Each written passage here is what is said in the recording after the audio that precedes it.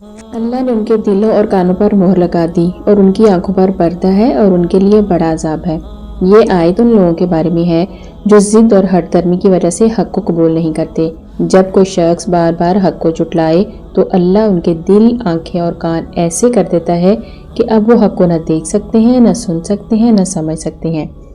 ختم اللہ علی قلوبہم، اللہ نے ان کے دلوں پر مہر لگا دی، یعنی اب وہ ایمان کو قبول کرنے کے قابل نہیں رہے۔ یہ ان کے مسلسل انکار اور نافرمانی کا نتیجہ ہے۔ اس کی ایک مثال دیتی ہوں۔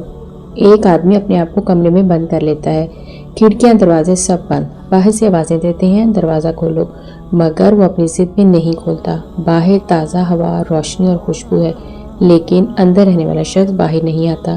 اب چاہے سورج جتنا بھی چمکے، ہوا جتنی بھی اچھی لگے، وہ شخص اندھیرے اور گڈر میں رہے گا۔ اسی طرح جو لوگ ضد اور تکبر کی وجہ سے حق کو قبول نہیں کرتے، ان کے دل ایسے ہو جاتے ہیں کہ ہدایت کی روشنی ان میں داخل نہیں ہوتی، اور جن کے دل نرم ہوتے ہیں فوراً ہدایت کو قبول کرتے ہیں۔ مثلا بارش جب زمین پر برستی ہے تو زمین ہری ہو جاتی ہے، لیکن اگر وہی پانی پتھر پر گرے تو اس میں کوئی تبدیلی نہیں آتی، حالانکہ بارش تو سب پر برسی۔ قرآن کی ہدایت بھی بارش کی طرح ہے جو برستی تو سب پر ہے، لیکن نرم دل قبول کر لیتے اور ضدی انکار۔ مطلب جب کوئی شخص مسلسل حق کو جھٹلاتا ہے اور اپنی ضد پر قائم رہتا ہے تو اللہ اس کے دل اور کانوں پر مہر لگا دیتا ہے، یعنی وہ ہدایت کو قبول کرنے کے قابل ہی نہیں رہتا، یا یوں کہہ لیں کہ اللہ اس کے حال پر چھوڑ دیتا ہے۔ اور اب ہے سب سے خطرناک بات، وہ ہے وَلَهُمْ عَذَابٌ عَظِيمٌ، اور ان کے لیے بڑا عذاب ہے۔